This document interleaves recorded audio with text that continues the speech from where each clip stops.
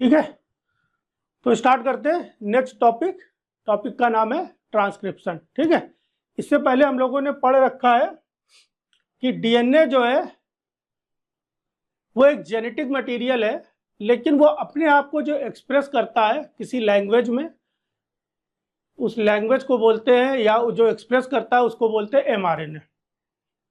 और डीएनए से आरएनए बनने की प्रोसेस को हम लोग कहते हैं ट्रांसक्रिप्शन।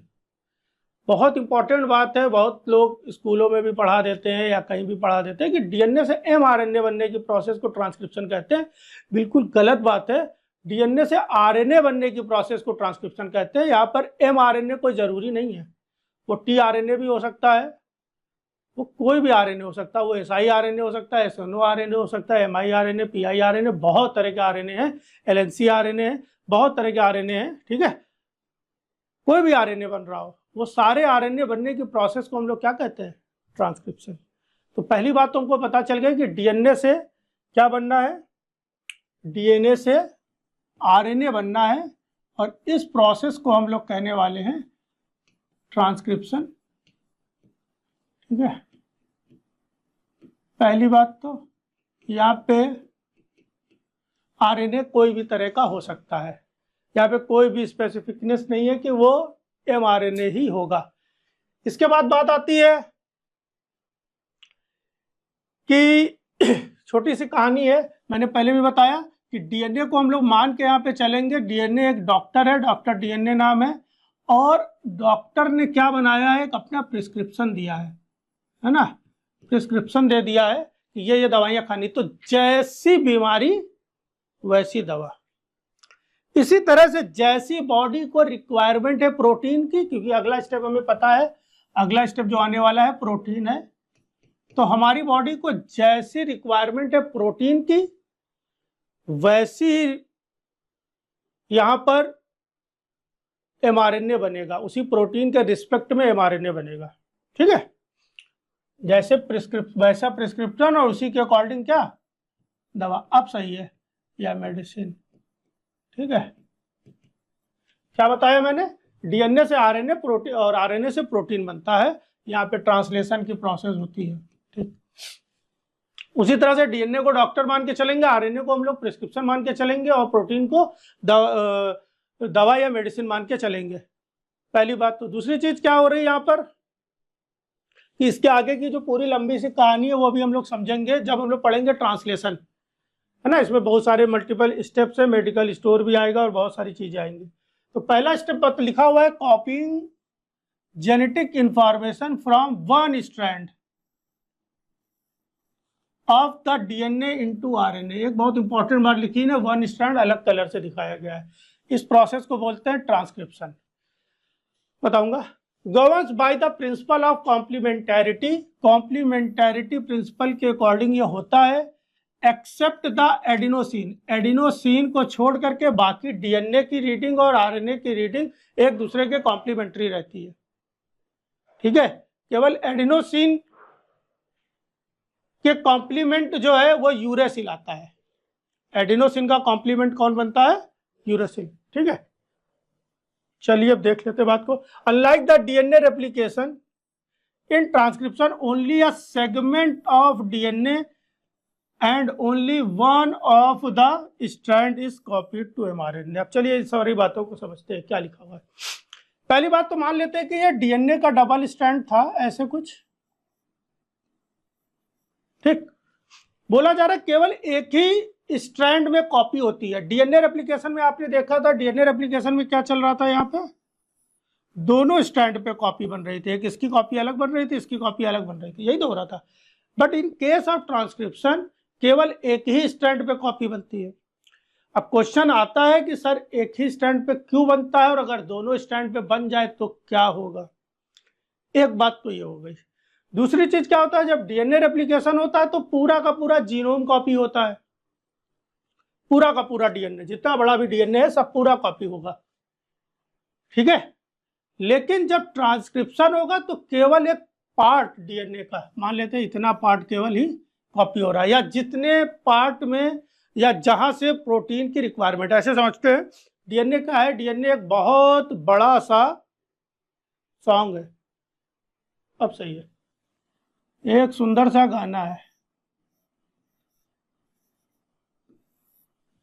जो हमारे मोबाइल में फीड है, हम बजा रहे हैं, वो छोटी छोटी बिट्स में इंफॉर्मेशन, एक एक वर्ड्स फीड है। हर बिट्स में एक वर्ड है, कुछ कोई भी गाना ले लो, कोई भी गाना उठा लो, मान लेते हैं हमारे मोबाइल में जनगण मन ही है, ठीक है, तो हर एक वर्ड का मतलब है जन, फिर एक अलग हुआ गढ़, तो ये हर एक वर्ड से एक एक्सप्रेशन आ रहा है, एक इंफॉर्मेशन पता चल रही है। ऐसे डीएनए में भी बहुत बड़ा सा जीनोम है और उसमें छोटे छोटे टुकड़ों में, हर एक टुकड़े में बोल सकते हैं कि कुछ ना कुछ इंफॉर्मेशन है, ठीक है। और अगर हम जन लिख रहे हैं तो जन लिखने से, या गढ़ लिख रहे हैं या मन लिख रहे हैं, ठीक है, अब पता चल रहा है कि ये है ही नहीं, इतना ही नहीं, खाली माँ जनगण माँ, कोई इंफॉर्मेशन आ रही है, जनगण माँ से कुछ आ ही नहीं रही है, जनगण लिख दिए हैं। अब जनगण पता नहीं वो हम जनगण मन कह रहे हैं या मोदी जी भाषण दे रहे हैं, कोई जनगण की बातें कर रहे हैं। बोलो बात समझ आ रही कि नहीं आ रही है? तो यहाँ पर इसी तरह से डीएनए में भी हर टुकड़े के अंदर एक इंफॉर्मेशन होती है और वो information in the form of RNA express की जाती है। क्लियर हो पा रही बात कि नहीं? तो जिस समय जो इंफॉर्मेशन देनी है बस खाली वही एक्सप्रेस होता है, पूरा एक्सप्रेस कराने का कोई मतलब ही नहीं, क्योंकि ट्रांसक्रिप्शन में भी बहुत सारी एनर्जी चाहिए होती है, तो पूरा एक्सप्रेस कराने का कोई मतलब नहीं है, क्योंकि ट्रांसक्रिप्शन में बहुत सारी एनर्जी चाहिए होती है। दूसरी बात, अगर दोनों टुकड़ों पे हो जाए तो क्या होगा, समझते हैं कैसे क्या हो रहा है। मान लेते हैं डबल स्ट्रैंडेड डीएनए है, ये ऐसे कुछ बना लेते हैं हम लोग, रीडिंग ले लेते ए, ठीक है, जी टी, ठीक, और इसके कॉम्प्लीमेंट्री एक स्ट्रैंड बनाते हैं, तो ये हो जाएगा आपका टी सी ए जी।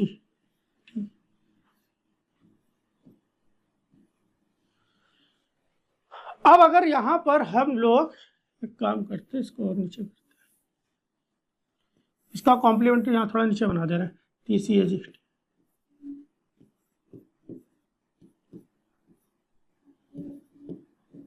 अब ठीक है, अब अगर हम लोग इसके कॉम्प्लीमेंट्री एमआरएनए बनाते हैं दोनों तरफ, तो देखो क्या होने वाला है।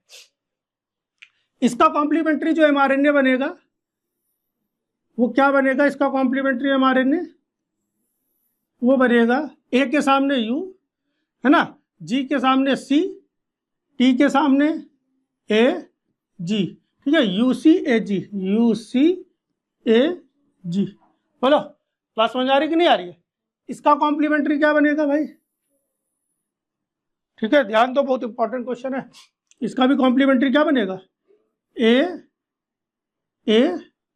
जी you see, A ji you see. अगर दोनों स्ट्रैंड पे डीएनए ट्रांसक्रिप्शन होने लग जाएगा तो होगा क्या, पता चलेगा कि ये दोनों जो हैं वो एक दूसरे के कॉम्प्लीमेंट्री है, एक दूसरे के कॉम्प्लीमेंट्री है। क्या, देखो जरा, यू ए से बॉन्ड बनाता है, सी जी से बॉन्ड बनाता है, 3 बॉन्ड बनाता है, उतने ज़्यादा नहीं बनाऊंगा मैं। ये पता चला अगर दोनों स्ट्रैंड पे ट्रांसक्रिप्शन हो जाएगा तो होगा क्या कि बनने वाले दोनों आरएनए एक दूसरे के कॉम्प्लीमेंट्री होंगे, और अगर बनने वाले दोनों आरएनए एक दूसरे के कॉम्प्लीमेंट्री होंगे तो वो दोनों खुद ही आपस में बॉन्ड बना के एक आरएनए डबल स्ट्रैंड बना लेंगे, और आरएनए डबल स्ट्रैंड अगर बन जाएगा तो वो आगे जा करके प्रोटीन कैसे बनाएगा, वो तो आरएनए डबल स्ट्रैंड बन चुका है, प्रोटीन बनेगा ही नहीं।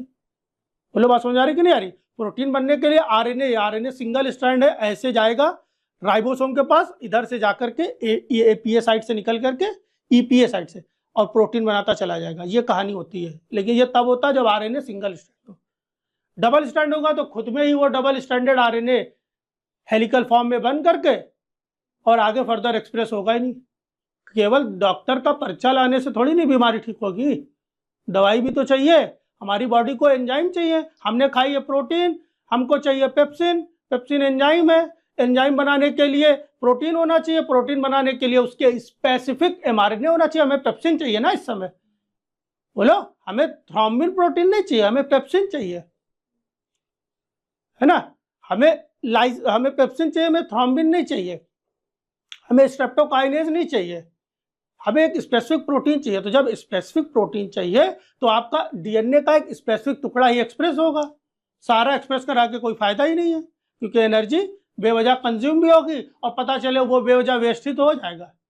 तो भगवान जी ने ऐसा कुछ सिस्टम बनाया कि एक समय में जिस एंजाइम की रिक्वायरमेंट है केवल वही एक्सप्रेस हो, पहली बात तो। और अगर दोनों स्ट्रैंड डीएनए के एक्सप्रेस हो जाएंगे, दोनों स्ट्रैंड पे ट्रांसक्रिप्शन हो जाएगा, तो आरएनए एक डबल स्ट्रैंड बन जाएगा, और डबल स्ट्रैंड बनने के बाद में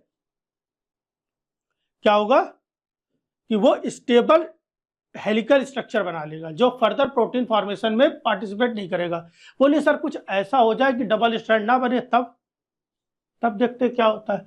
अगर ये डबल स्ट्रैंड मान लिया नहीं बनाया, चलो हटा देते इसको, ठीक है, डीएनए का काम तो खत्म। अब देखते हैं अगर डबल स्ट्रैंडेड नहीं बन रहा है तो क्या हो रहा है, तो मतलब ये वाले बॉन्ड नहीं होंगे, ये वाले बॉन्ड नहीं होंगे, यही तो बात कह रहे हो। अगर ये वाले बॉन्ड नहीं होंगे तो देखो, हमको ये पता होना चाहिए कि ये जो प्रोटीन बनती है,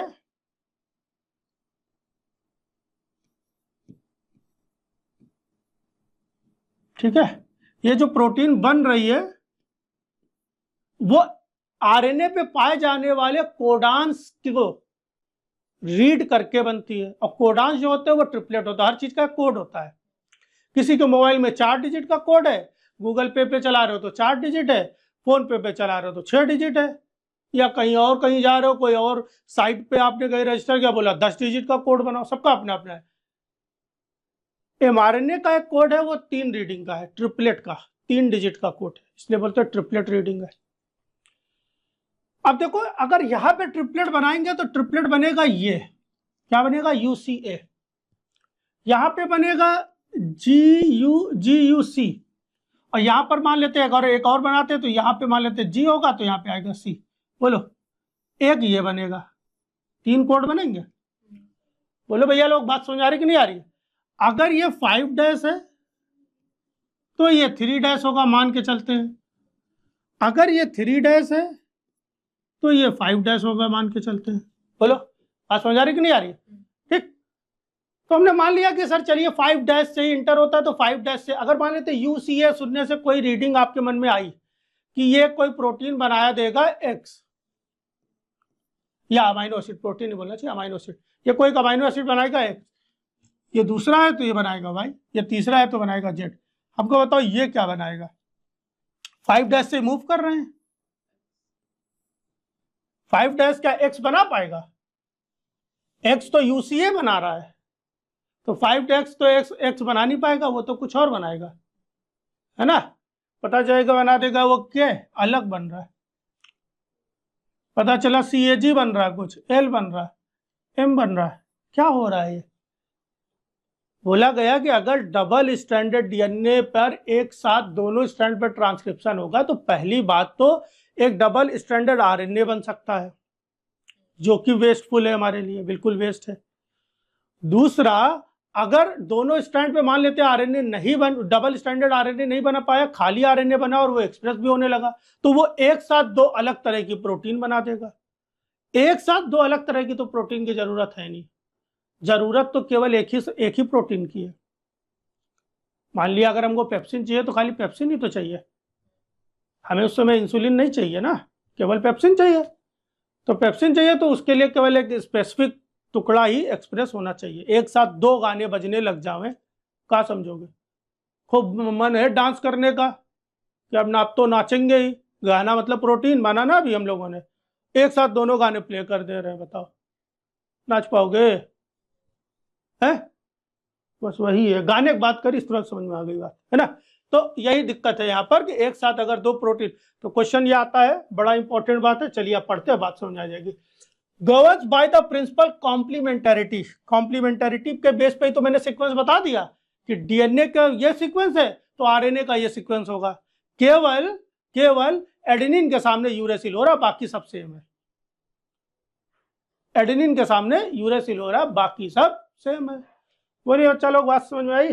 तो कॉम्प्लीमेंटेरिटी लिखा हुआ है, ये बात लिखा हुआ है, ओनली अ सेगमेंट का मतलब भी हम लोग को समझ में आ गया।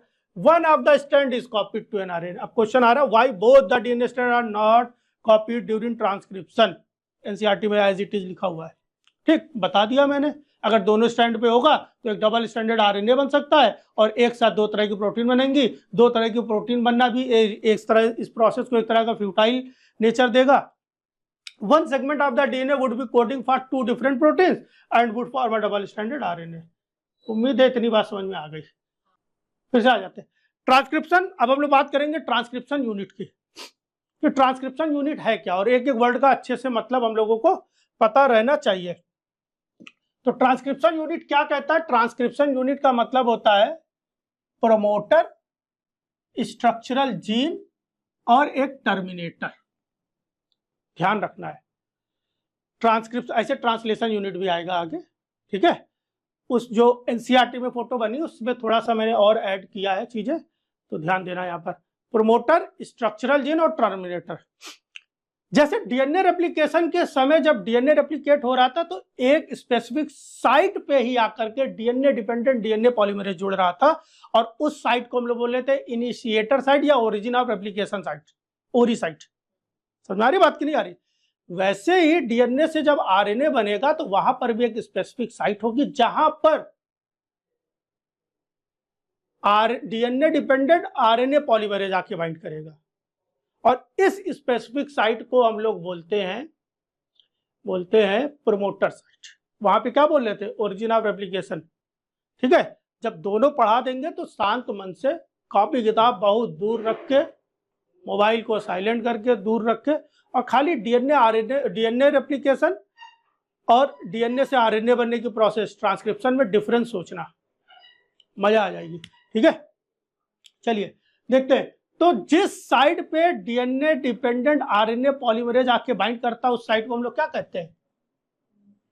सर जब आपने हमको ओरिजिन ऑफ रेप्लिकेशन साइट बताई थी तो बोला था वो बड़ी स्पेशल होती है। भैया ये भी स्पेशल होते हैं, ये हर कहीं पे आरएनए पॉलीमरेज आके नहीं बाइंड हो सकता है। कुछ स्पेसिफिक साइट है, उनकी कुछ स्पेसिफिक रीडिंग है, वहीं पे आकर के आरएनए पॉलीमरेज आके बाइंड करता है। जैसे ठीक है, टाटा बॉक्स, ये सब इतना है नहीं कोर्स में, है ना। टाटा बॉक्स है तो टाटा बॉक्स पे आकर के, या फिर बोल सकते हो एडेनिन थायमिन रिच रीजन है, ये भी एडेनिन थायमिन रिच रीजन है। टाटा बॉक्स को -10 बॉक्स भी कहते हैं। ठीक है। दूसरा आता है स्ट्रक्चरल जीन। तो ये हो गया आपका प्रोमोटर। प्रोमोटर के बाद +1 से लेकर के जब तक के प्रोसेस रुके ना, उसको हम लोग बोलते हैं टर्मिनेटर। प्रमोटर से जब तक कि प्रोसेस रुक नहीं जा रही है, टर्मिनेट नहीं हो पा रही है, उसको हम लोग बोलते हैं क्या? Structural gene. बोलो भैया इतनी बात समझ में आ रही कि नहीं आ रही है? ठीक है, स्ट्रक्चरल जीन बोल रहे हैं। तो प्रोमोटर वो साइट है जहां पर आरएनए पॉलीमरेज आकर के बाइंड करता है। प्रोमोटर वो साइट है जहां पर आरएनए पॉलीमरेज आके बाइंड कर रहा है। ठीक है, ये लाइन हम लोगों ने बना दी है कुछ जो आपके एनसीईआरटी में नहीं बनी हुई है। ठीक है, हम लोग मान के चलेंगे इस लाइन के इधर डाउन स्ट्रीम है। हाँ भाई डाउन स्ट्रीम है। आपको तो लगेगा तो आगे भाग रहे आप, है नहीं, इसको डाउन बोलते हैं। और डाउन स्ट्रीम में हर न्यूक्लियोटाइड को +1 +2 +3 +4 ऐसे दिखाते हैं। जैसे मान लेते हैं यहाँ पे कोई एक न्यूक्लियोटाइड है तो +1, फिर दूसरा +2 +3 +4 ऐसे ऐसे चलते चले जाएंगे। मतलब इधर की तरफ सब प्लस है और इधर की तरफ सब क्या है? माइनस है। और जीरो नहीं है, जीरो नहीं होता है यहाँ पे, ध्यान रखना। तो यहाँ पे जीरो नहीं होता है, क्या होता है? प्लस और माइनस। इधर वाले एरिया को डाउन स्ट्रीम बोलेंगे और इधर आ रहे एरिया को अप स्ट्रीम बोलेंगे। अब क्वेश्चन मैंने इतना इसलिए बताया क्योंकि अगर क्वेश्चन आ जाए कि प्रोमोटर कहाँ पाया जाता है, डाउन स्ट्रीम पे, अप स्ट्रीम पे, कहाँ होता है? अप स्ट्रीम पे। बस इतना ही आएगा, इतना, यही आपके लिए बहुत डीप हो जाएगा, इससे ज्यादा कुछ नहीं आने वाला है। ठीक है, अप स्ट्रीम पे। जैसे अब प्रोमोटर पे स्पेसिफिक रीडिंग होती है, जैसे टीटी गागा बॉक्स, है ना, टाटा 80 बॉक्स। टाटा 80 का मतलब PA टी। अब इसी के कॉम्प्लीमेंट्री दूसरा स्टैंड बनेगा ना। तो इनको हम लोग बोलते हैं प्रोमोटर। प्रोमोटर कहाँ पाए जाते हैं? प्रोमोटर डीएनए पे पाए जाते हैं। तो प्रोमोटर डीएनए पे कुछ स्पेसिफिक ऐसे रीडिंग फ्रेम्स होते हैं जहां पर आरएनए पॉलीमरेज आकर के बाइंड करते हैं और आगे जाकर के स्ट्रक्चरल जीन को, आगे जाकर के स्ट्रक्चरल जीन से एमआरएनए या आरआरएनए या कोई भी तरह का आरएनए बनाने की प्रोसेस को प्रोसीड करवाते हैं। ठीक, अब बात आती है दो बात, ट्रांसक्रिप्शन स्टार्ट साइट। हाँ, यहां से ट्रांसक्रिप्शन स्टार्ट साइट मान के चलते हैं, यहां से मान के चलते हैं ट्रांसक्रिप्शन स्टार्ट साइट है। और क्या है? आरएनए पॉलीमरेज बाइंड करता है। अब दो बातें और आ रही, एक आ रहा है टेम्पलेट स्ट्रैंड क्या है और दूसरा आ रहा है कोडिंग स्ट्रैंड। टेम्पलेट स्ट्रैंड और कोडिंग स्ट्रैंड एनसीईआरटी की बुक में लिखा हुआ है, वहां पर एंटीसेंस और सेंस बात नहीं लिखी हुई है, तो अभी हम लोग ध्यान देते हैं होता क्या है। चलिए भाई ध्यान देते हैं, और अप स्ट्रीम डाउन स्ट्रीम बाकी सब क्लियर हो गया, और टर्मिनेटर 3 बातें रह गई। ठीक है, चलिए देखते हैं। मान लेते हैं कि ये कोई डीएनए है, ये कोई डीएनए है, इसकी कुछ रीडिंग है AGTC, AGTC, AG, ठीक है। तो इसकी रीडिंग बनेगी आपकी UCAG,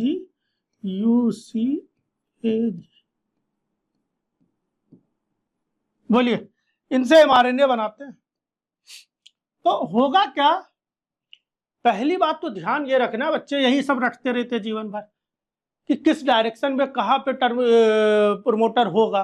तो अगर हम लोग इसकी रीडिंग दे देते हैं, मान लेते हैं यह है 3' तो ये होगा 5'। सोचो, तो ये होगा आपका 5' और ये होगा आपका 3'। कोई समस्या है इसमें?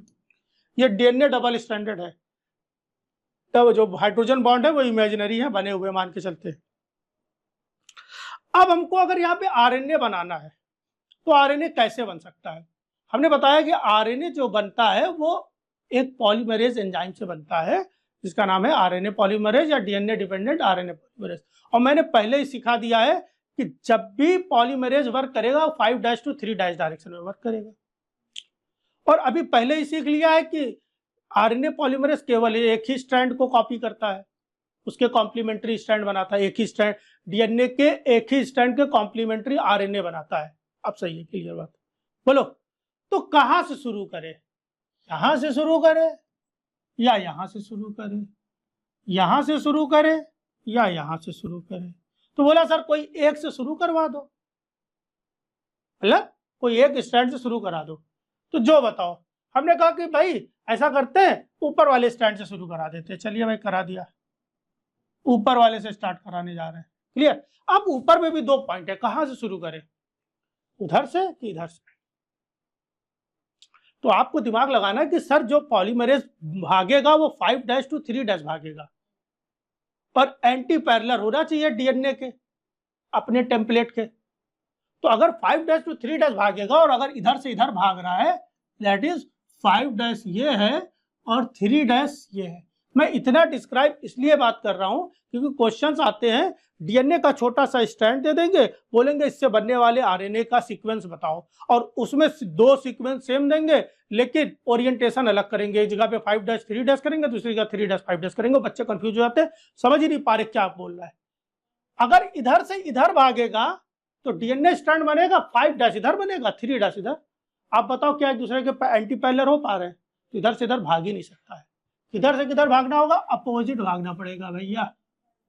बोलिए, तो डीएनए भागेगा इधर से इधर। चलिए भगा देते हैं, क्या आएगा? UCAG,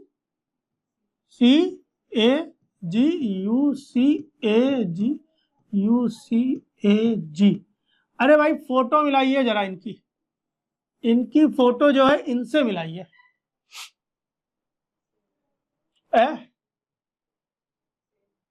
सेम आ रही क्या? ठीक है, एक गड़बड़ी हो गया, हम डीएनए का डीएनए बना रहे थे, यहाँ पे टी होना चाहिए था। ए की जगह जहां जहां पे ए था वहां पर टी कर दो, क्योंकि डीएनए से डीएनए बन रहा था ना। जहां पे ये है वहां पे टी करते हैं, अब ज्यादा सही है। अब टी है, अब ठीक है। क्या दिख रहा है दोनों में? दोनों एक दूसरे के सेम है, दोनों एक दूसरे के सेम है। तो अंतर क्या है? अंतर क्या है सर? सर अंतर दरअसल ये है, सब सेम है, देखो ये इतना सेम है, ये इतना सेम है, थोड़ा एक स्टेप पीछे आ जाओ, इतना सेम है।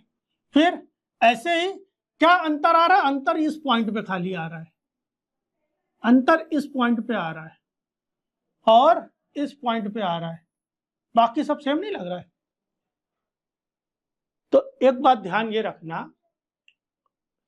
रखना है कि जो टेम्पलेट स्ट्रैंड होता है उसके कॉम्प्लीमेंट्री आरएनए बनता है, टेम्पलेट स्ट्रैंड के कॉम्प्लीमेंट्री आरएनए बनता है। तो मान लिया टेम्पलेट स्ट्रैंड ये हो गया ब्लू वाला आपका, उसके कॉम्प्लीमेंट्री आरएनए बन गया, और जो आरएनए बनता है वो दूसरे स्ट्रैंड से सेम होता है।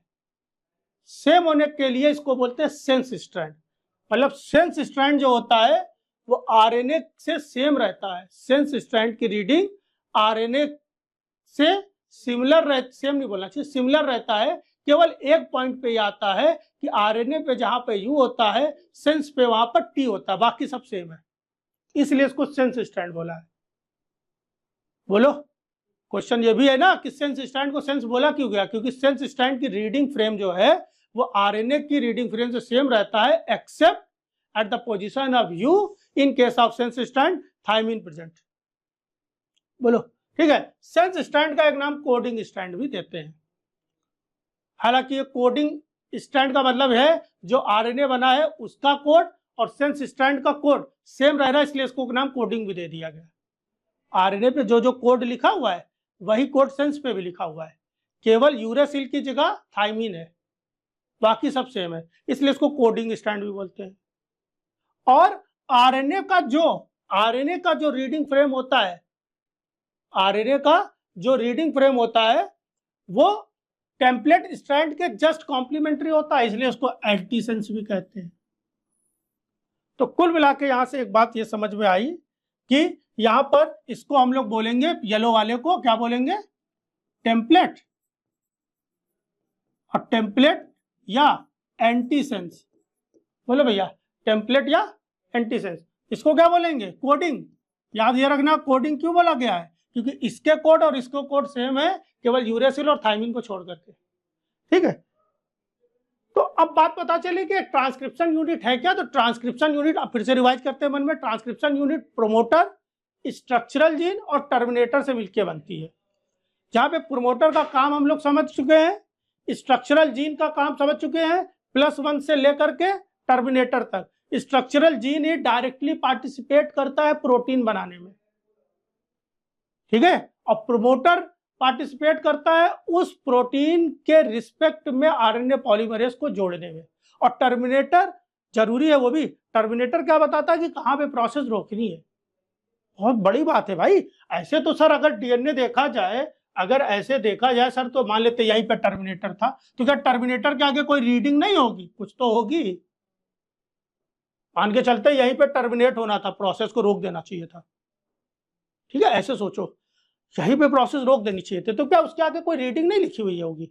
बिल्कुल लिखी होगी, कुछ ना कुछ तो लिखा ही होगा। क्या लिखा होगा?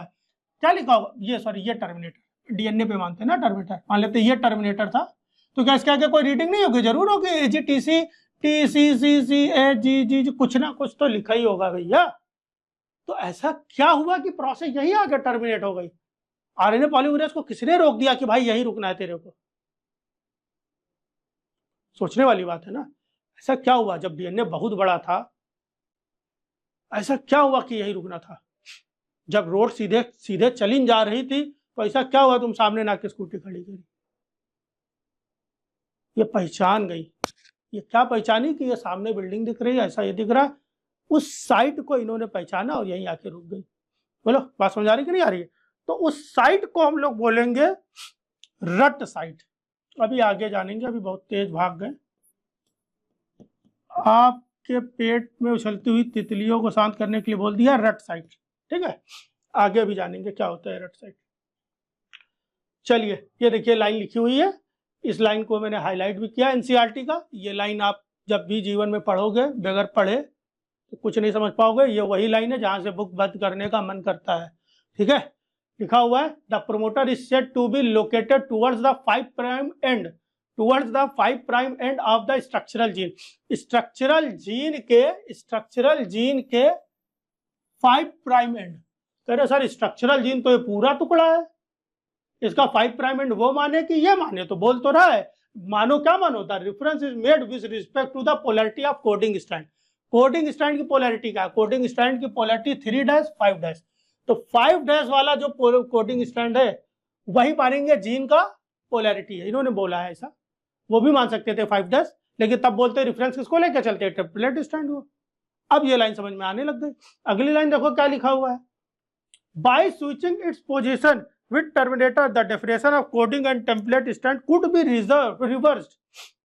अरे वाह, बोला जा रहा है अगर हम लोग by switching its position with terminator, terminator को इधर से इधर कर दो। बोलो भाई, टर्मिनेटर को क्या करो? इधर से इधर कर दो, तो क्या होगा? अगर ये टर्मिनेटर जो है ये इधर से इधर चला है तो प्रोमोटर इधर से इधर चला आएगा। इमेजिन करो, ये लाइन लिखी हुई है, बहुत अच्छी लाइन है ये। टर्मिनेटर इधर से इधर आया और प्रोमोटर इधर से उधर चला गया, तो अब क्या होगा? अब क्या होगा? अब क्या होगा कह रही सर, समझे नहीं आ रहा है। समझ लेते हैं, फिर से वही प्रोटीन बनाना पड़ेगा। चलिए मान लेते हैं ये 3' है, ये 5' है, ये 3' है, ये 5' है, ठीक है।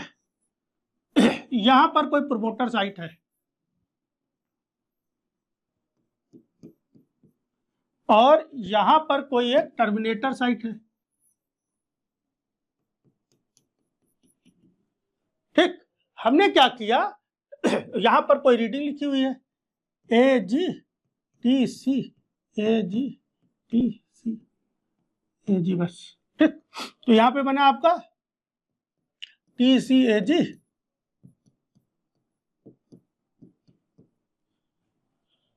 हमने क्या किया, इसको जस्ट अपोजिट कर दिया, ठीक। अगर यहां पर ये प्रमोटर था और इससे आरएनए बनेगा तो आपको पहले पता होना चाहिए कि जो आरएनए पॉलीमरेज है वो कहां से स्टार्ट करेगा। यहाँ पे कोडिंग स्ट्रैंड क्या होगा? कोडिंग स्ट्रैंड ये वाला होने वाला है, और यहाँ पे जो रीडिंग बनने वाली है आरएनए की, वो रीडिंग क्या आने वाली है? रीडिंग ये आने वाली है, क्या आने वाली है?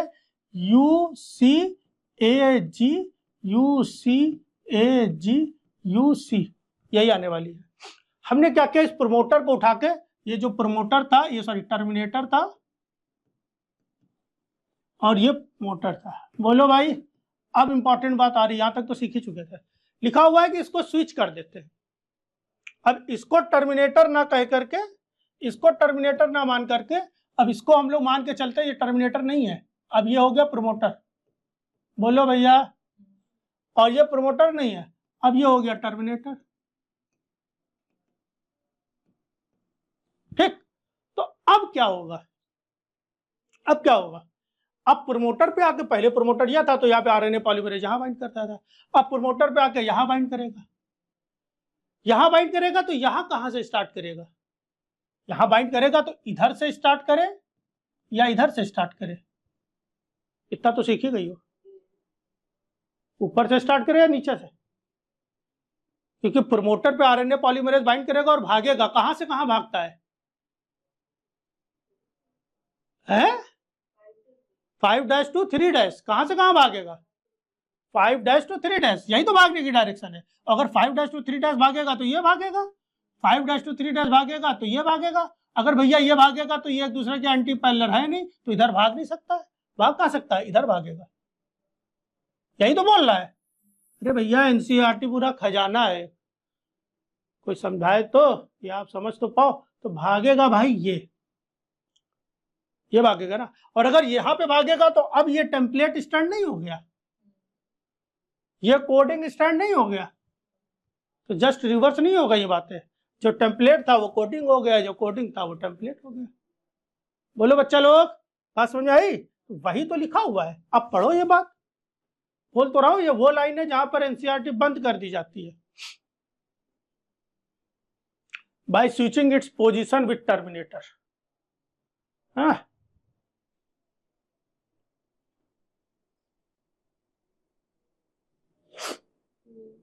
बोलो, बाकी और भी लाइन अंग्रेजी में लिखी हो, पढ़ने लगा। अब बात आती है कि ये ट्रांसक्रिप्शन यूनिट, जीन, और यहाँ पर एक टर्म और आता है सिस्ट्रॉन, वो सब क्या होता है? छोटा सा लिखा हुआ है बस एक जगह पे वर्ड सिस्ट्रॉन, ठीक। तो बोला जा रहा है जीन क्या होता है? तो जीन क्या होता है? Gene is defined as the functional unit of inheritance. Gene क्या है? फंक्शनल यूनिट ऑफ इनहेरिटेंस है। एक जनरेशन से दूसरे जनरेशन में जो कैरेक्टर्स जाते हैं वो जीन के फॉर्म में जाते हैं। कई सारे जीन, कुछ जीन हमारे मदर से ज्यादा आ जाते हैं, कुछ जीन फादर से, और उन दोनों के कॉम्बिनेशन से एक नई जनरेशन बन जाती है।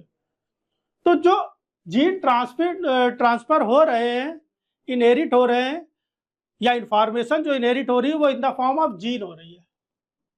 इसमें होता क्या है? इसमें होता है coding and regulatory region both. बड़ी इंपॉर्टेंट बात लिख दी गई है।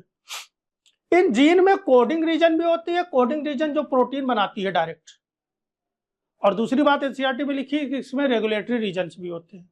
अब बात आती है सर ये रेगुलेटरी रीजन्स क्या होते हैं, हम समझ नहीं पा रहे हैं। तो रेगुलेटरी रीजन्स का मतलब है, रेगुलेटरी रीजन क्या हो सकते हैं?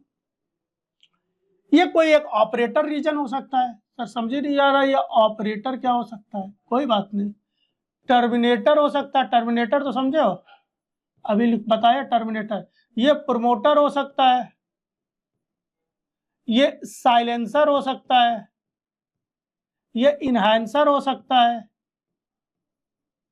ये सब क्या है?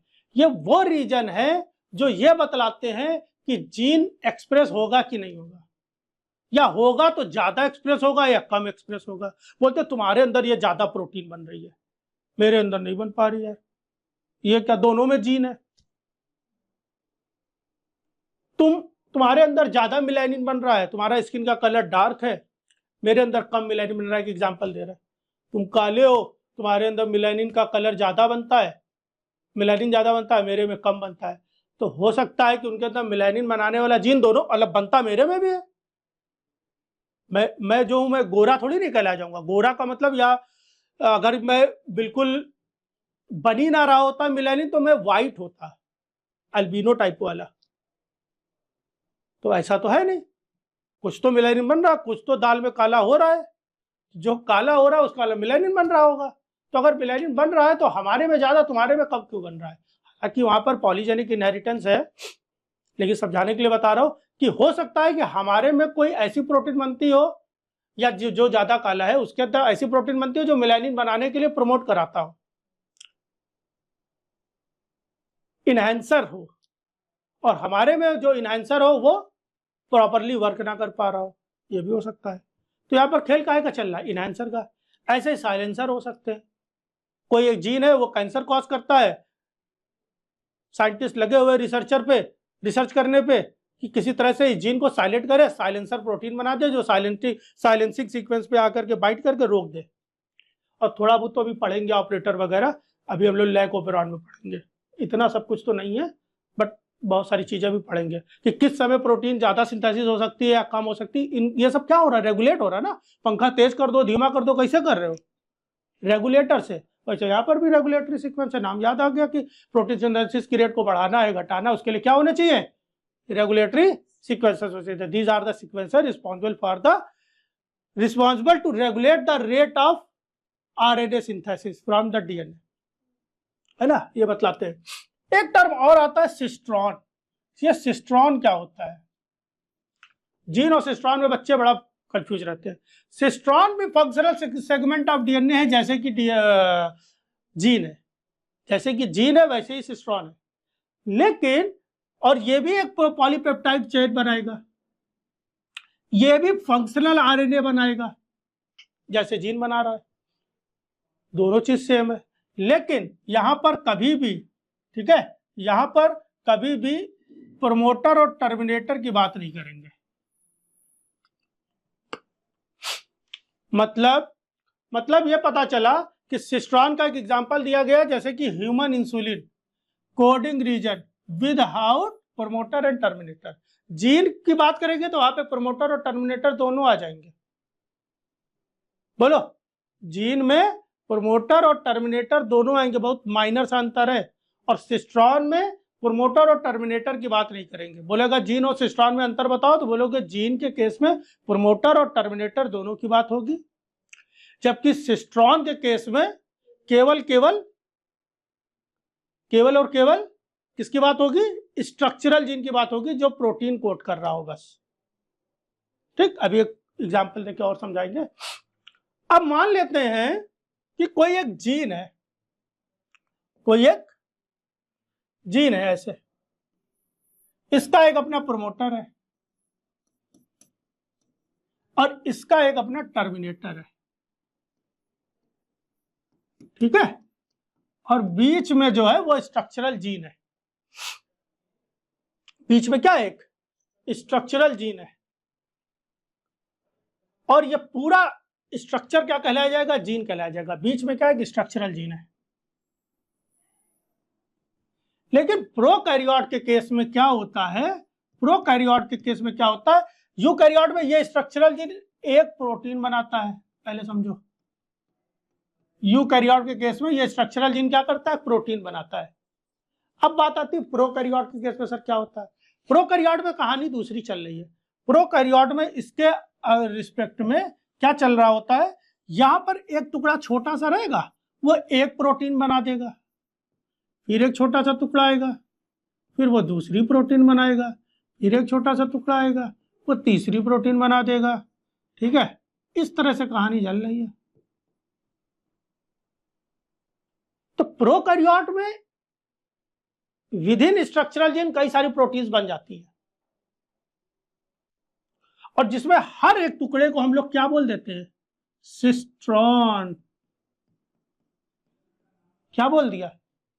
फिर ये एक टुकड़ा बना, सिस्ट्रॉन। पता चला सर, अच्छा प्रोकैरियोट के केस में, ठीक है, प्रोकैरियोट के केस में एन प्रोटीन्स बन सकती हैं, कई सारी प्रोटीन बन सकती है, मतलब वहां पर कई सारी पॉलीपेप्टाइड बन सकती है, मतलब वहां पे कई सारे सिस्ट्रॉन है। मतलब हम लोग इसको सर, इनके जीन्स को क्या बोल सकते हैं? इनका जीन पॉलीसिस्ट्रॉनिक है। बड़ा माइनर सा डिफरेंस है, बड़ा मजेदार समझ में आएगा। ये पूरा टुकड़ा जो है वो जीन है, यहां से यहां तक लिखे। लेकिन जब हम लोग ये प्रोकैरियोट की बात कर रहे हैं, तब यही जीन कई सारी प्रोटीन एक साथ बनाए दे रहा है। इसलिए इन case of prokaryote such genes are regarded as polycistronic, while in case of eukaryote the genes responsible to synthesize only one protein, so it is called क्या? मोनोसिस्ट्रॉनिक। क्या आपको सिस्ट्रॉन और जीन का मतलब पता चला? जीन में सबकी बात कर रहे हैं, और सिस्ट्रॉन में केवल उसी टुकड़े की बात करें जो प्रोटीन की बात करता हो, जो प्रोटीन बनाता हो, है ना। सिस्ट्रॉन में हम लोग प्रोमोटर टर्मिनेटर को इंक्लूड ही नहीं किए हैं, लेकिन जीन में प्रोमोटर टर्मिनेटर और सबको इंक्लूड कर लिए, स्ट्रक्चरल जीन को भी इंक्लूड कर लिए। स्ट्रक्चरल जीन, प्रोटीन, प्रोमोटर और टर्मिनेटर सब मिला के क्या बनता है? जीन। देखिए भैया, अब कितना इजी हो गया ये बात। लिखा हुआ है, gene is defined as the functional unit of inheritance, it include the coding and the regulatory region both. Coding और रेगुलेटरी रीजन दोनों रख रहा है यहाँ पर। Human insulin coding region plus promoter plus regulatory sequences, example दिया हुआ है। जैसे ह्यूमन इंसुलिन की बात करते हैं, यहाँ पे कोडिंग रीजन भी है, प्रोमोटर भी है, रेगुलेटरी सीक्वेंसेस भी है। रेगुलेटरी सीक्वेंसेस अभी हमने बताया कौन कौन से, ऑपरेटर, साइलेंसर, इनहेंसर, ये सब रेगुलेटरी सीक्वेंसेस है, ये सब जीन का पार्ट है। जबकि सिस्ट्रॉन में ये नहीं है, प्रोमोटर और टर्मिनेटर और रेगुलेटरी सिस्टम सब कुछ नहीं, केवल और केवल क्या? जो भी प्रोटीन सिंथेसाइज कर रहा है। Monocistronic mostly in eukaryote, polycistronic mostly in prokaryote. कोई दिक्कत? Monocistronic split gene arrangement equal to exon plus intron. जो मोनोसिस्ट्रॉनिक होते हैं उनमें स्प्लिट जीन अरेंजमेंट देखने को मिलता है, जहां पर एक्सॉन और इंट्रॉन जैसे शब्दों की एंट्री हो जाती है। Inheritance of a character is also affected by promoter and regulatory sequences in a structural gene. चलिए तो बता दिया है, एक बात नहीं बताई। जब मोनोसिस्ट्रॉनिक की बात करते हैं, मान लिया ये प्रोमोटर, ठीक है, ये स्ट्रक्चरल जीन और ये टर्मिनेटर, ठीक है, ये स्ट्रक्चरल जीन है। इससे जब mRNA बनता है, मान लिया mRNA, मैंने पहले बोला है ट्रांसक्रिप्शन मतलब mRNA नहीं, कोई भी RNA, ठीक है, लेकिन मान लिया यहाँ पे mRNA बनता है। तो जब mRNA बनता है तो कुछ सीक्वेंस कोडिंग होता है, मान लिया इतना टुकड़ा जो है उससे कोई इंफॉर्मेशन है, ठीक, फिर इतने टुकड़े पे कोई इंफॉर्मेशन नहीं, फिर इतने टुकड़े पे कुछ इंफॉर्मेशन है, फिर इतने पे कुछ नहीं है, ठीक है। क्या पता चला कि जब मोनोसिस्ट्रॉनिक होता है तो इस पे कुछ नहीं इंफॉर्मेशन है। तो यहां पर छोटे छोटे टुकड़ों में जीन अरेंज रहता है, और करना क्या होता है, इन टुकड़ों को तोड़ना होता है, हटाना होता है, ऐसे इन टुकड़ों को हटाना होता है, और हटा करके इनको फिर से आपस में जोड़ना होता है। बोलिए बात समझ आ रही कि नहीं आ रही? तो इन टुकड़ों को हटाना है और फिर इनको आपस में फिर से जोड़ना है। ये टुकड़े सर क्या है? ये टुकड़े ये हैं कि जो एक्सप्रेस हो रहे हैं उनको बोलते हैं एक्सॉन, और जो एक्सप्रेस नहीं हो रहे, इनएक्टिव हैं, उनको बोलते हैं intron. E for express, express का मतलब ये कुछ प्रोटीन बनाने में पार्टिसिपेट करेंगे।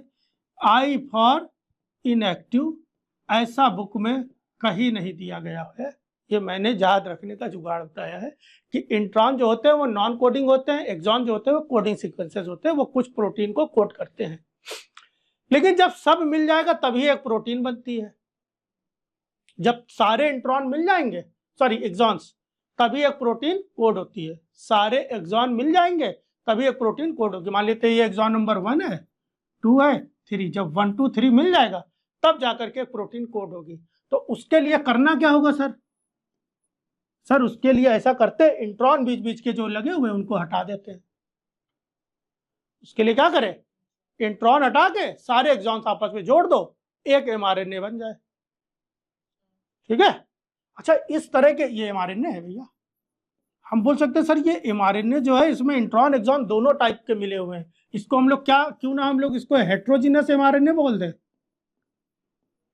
क्या बोल दें? हेट्रोजीनस mRNA, सर यही तो बोल देना चाहिए इसको, क्योंकि इसमें mRNA में इंट्रॉन और एक्सॉन दोनों है। ये कहां पर है? ये है मोनोसिस्ट्रॉनिक के केस में। कहां पे है ये? पीछे लिखा हुआ है ना, अभी मैंने पढ़ के बताया किस केस में। ये देखो, एक एक लाइन समझाने में आधा आधा घंटा लग जा रहा है, बहुत ध्यान से सुनते रहना। ये मोनोसिस्ट्रॉनिक के केस में है, और मोनोसिस्ट्रॉनिक अभी मैंने पढ़ा कहां पे था, यूकैरियोट। कहां था? प्रोकैरियोट है ना, कहां पर है? यूकैरियोट। प्रोकैरियोट में polycistronic, P for prokaryote, P for polycistronic. लो अब भी ना बोलना कहीं, अभी भूल जाओगे क्या? प्रोकैरियोट में पॉलीसिस्ट्रॉनिक, यूकैरियोट में मोनोसिस्ट्रॉनिक, ठीक। तो मोनोसिस्ट्रॉनिक, फिर से सोचते हैं क्या हो रहा है बात सर? सर बात ये हो रही है कि जो मोनोसिस्ट्रॉनिक केस देखा गया वो यूकैरियोट में होता है। वहां पर जो जीन होते हैं और वो जब mRNA बनाते हैं, उन mRNA में दो तरह के सीक्वेंस होते हैं, कुछ कोडिंग होते हैं, कुछ नॉन कोडिंग होते हैं। जो कोडिंग होते हैं उनको एक्सॉन कहते हैं, जो नॉन कोडिंग होते हैं उनको इंट्रॉन कहते हैं, और इससे मिल करके एक हेट्रोजीनस mRNA बनता है, जिसको हम लोग hnRNA भी बोल सकते हैं, hnRNA भी बोल सकते हैं। अभी आगे आएगी ये बात, ठीक है। hnRNA ये एक तरह का mRNA का इमेच्योर रूप है। ये हेट्रोजीनस जो है ये एक इमेच्योर RNA है। ये क्या है? एक तरह का इमेच्योर है। इनको मैच्योर सर कर दीजिए, कैसे होंगे मैच्योर? क्या किया जाए भैया इनको मैच्योर करने के लिए? तो बोला गया सर इनको अगर मैच्योर करना है तो यहाँ से जो इंट्रॉन है, यहाँ पे जो इंट्रॉन है उन इंट्रॉन को हटा दो। यहाँ पे से इंट्रॉन जो हो रहे हैं, क्या लिख रहा हूँ मैं, इंट्रॉन, इंट्रॉन को माइनस कर दो। तो इंट्रॉन को माइनस कर दिया, और अब बचा क्या? अब बचा ये 1 2, ठीक, ऐसे कौन से हो गए? 1 2 3।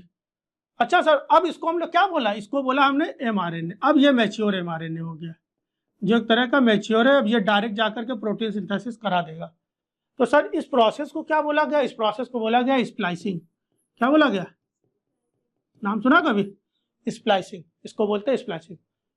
कई बातें इस स्लाइड से पता चल गई। स्प्लाइसिंग क्या होता है?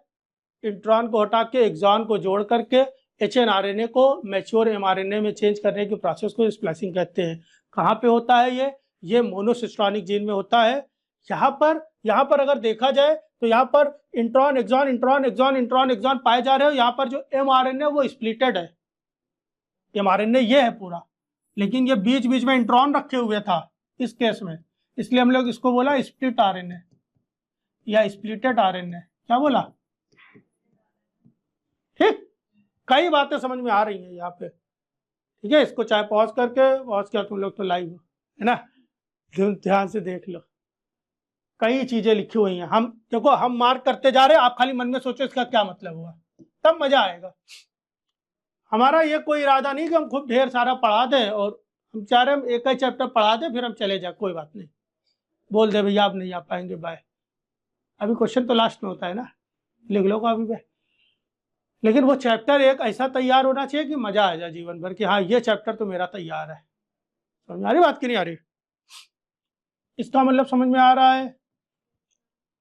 प्रोमोटर सब लोग सोचो भैया अपने मन में। ठीक है, टर्मिनेटर थोड़ा थोड़ा आ रहा सर, इसमें तो आपने ज्यादा बताया भी नहीं, आप तो चीटिंग करते हो। स्ट्रक्चरल जीन, अभी टर्मिनेटर बताऊंगा लास्ट में ना। स्ट्रक्चरल जीन बात समझ आ रही है, जो डायरेक्ट प्रोटीन को कोड करता है। मोनोसिस्ट्रॉनिक आ रहा ना, मतलब समझे। पॉलीसिस्ट्रॉनिक, ये सब टर्म लिख लेना एक जगह पे, फिर बैठ के शांत मन से सोचना।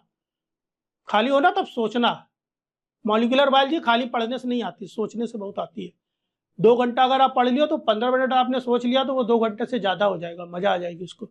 इसके बाद एक कॉन्फिडेंस आएगा आपको। ठीक, स्प्लिटेड जीन, अरे सर वही तो है, इंट्रॉन एक्सॉन मिला लिया गया इसलिए स्प्लिटेड बोला गया है। स्प्लिटेड जीन प्रोकैरियोट में सर नहीं होता है, प्रोकैरियोट में होता ही नहीं है। प्रोकैरियोट में पॉलीसिस्ट्रॉनिक है, वहां पे बीच में इंट्रॉन एक्सॉन होता ही नहीं है। यही बात हो गई ना। Intron non coding sequence, intron non coding sequence, बात समझ आ रही कि नहीं आ रही है? स्प्लाइसिंग वो प्रोसेस है सर जिसमें से इंट्रॉन को हटा के सारे एक्सॉन्स आपस में जोड़े जाते हैं। एचएनआरएनए हेटेरोजेनस आरएनए जो इंट्रॉन एक्सॉन से मिलकर बनता है। ठीक है, एक्सॉन एक्सप्रेसिव पार्ट है, इंट्रॉन इनएक्टिव पार्ट है। बात समझ में आ गई? अब आ जाते फिर से। देखो इस स्लाइड के बिना ये बात समझे नहीं आ रही थी, अब ये वाली बात समझ में आएगी। Monocistronic mostly in eukaryote, polycistronic in prokaryote. Monocistronic जो होता है वो एक तरह का स्प्लिट जीन अरेंजमेंट शो करता है। स्प्लिट जीन जो होता है वो एक्सॉन और इंट्रॉन के मिलने से बनता है। आ रही ना बात समझ में? लिखा हुआ inheritance of a character is also affected by promoter and regulatory sequences of a structural gene. ये लाइन लिखी हुई है बहुत प्यारी सी एनसीईआरटी में। ठीक है, बोला जा रहा है कि कोई एक कैरेक्टर अगर इनहेरिट हो रहा है, मान लिया मम्मी से कोई जीन हमको मिल तो गया है, लेकिन वो जीन मिल गया इसका मतलब यह नहीं कि वो एक्सप्रेस ही करेगा। उसका एक्सप्रेशन डिपेंड करता है और भी कई सीक्वेंस में, जैसे जैसे प्रोमोटर, मान लिया प्रोमोटर रीजन पे ही कोई दिक्कत है, तो जब प्रोमोटर रीजन पे आरएनए पॉलीमरेज आके बाइंड ही नहीं करेगा तो प्रोसेस आगे बढ़ेगी ही नहीं। मान लिया प्रोमोटर पे ही कोई म्यूटेशन हो गया है, जब प्रोमोटर में म्यूटेशन हो गया तो आरएनए पॉलीमरेज बाइंड नहीं करेगा और प्रोसेस आगे बढ़ेगी नहीं। या रेगुलेटरी सीक्वेंसेस है, मान लिया उसके अंदर इनहांसर एलिमेंट्स है या उनके अंदर साइलेंसर एलिमेंट है, ये सारे एलिमेंट्स है, इनको रेगुलेटरी सीक्वेंसेस बोलते हैं, जो इस जीन को ये रेगुलेट कराते हैं कि जीन एक्सप्रेस होगा तो कितना होगा, कितनी प्रोटीन बनेगी, 1 किलो बनेगी कि 2 क्विंटल बनेगी, कितनी बनेगी प्रोटीन, ये भी बात क्लियर कराते हैं। ठीक,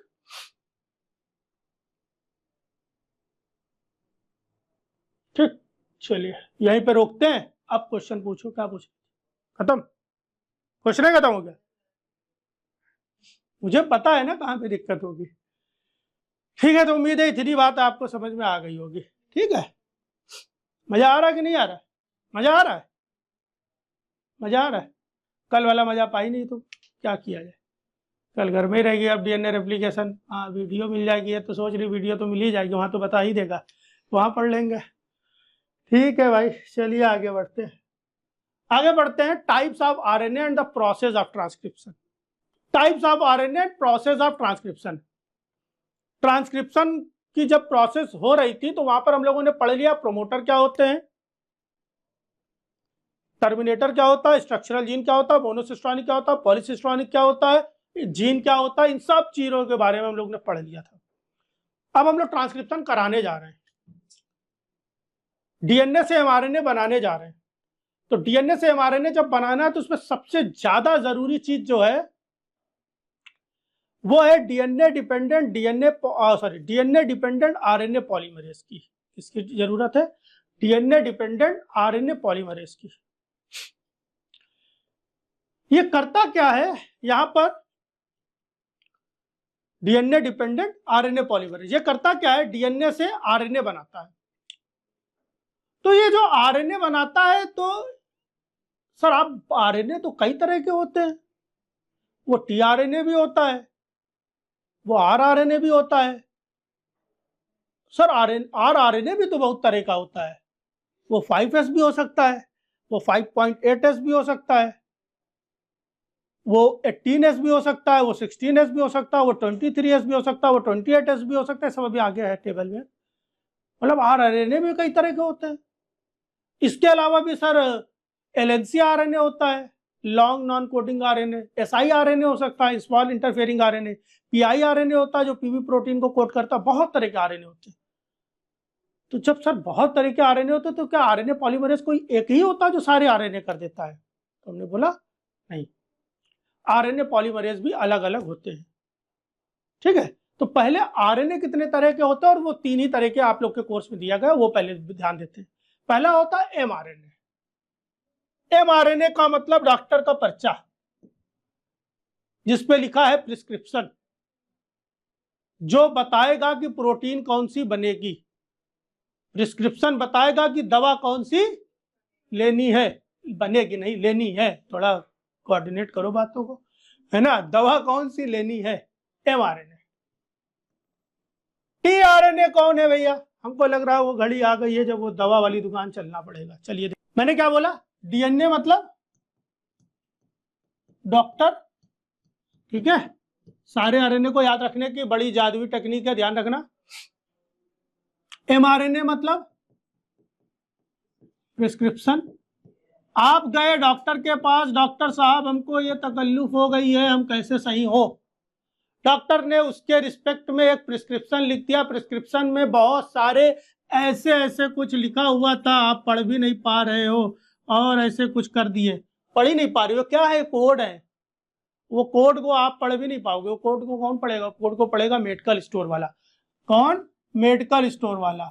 मेडिकल स्टोर का मतलब राइबोसोम, और उसमें भी कौन? आरआरएनए। राइबोसोम की बात कौन हो रही? आरएनए की बात हो रही है। आरएनए में भी कौन? 16S।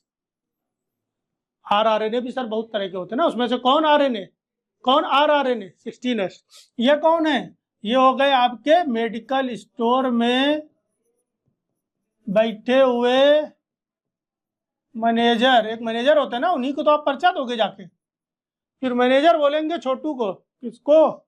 छोटू को, कि छोटू बाबू ये दवा ले आओ। तो छोटू बाबू जो है, छोटू हो गए, दुकान पे कोई छोटू होंगे, वो दवा लेके आए। क्लियर?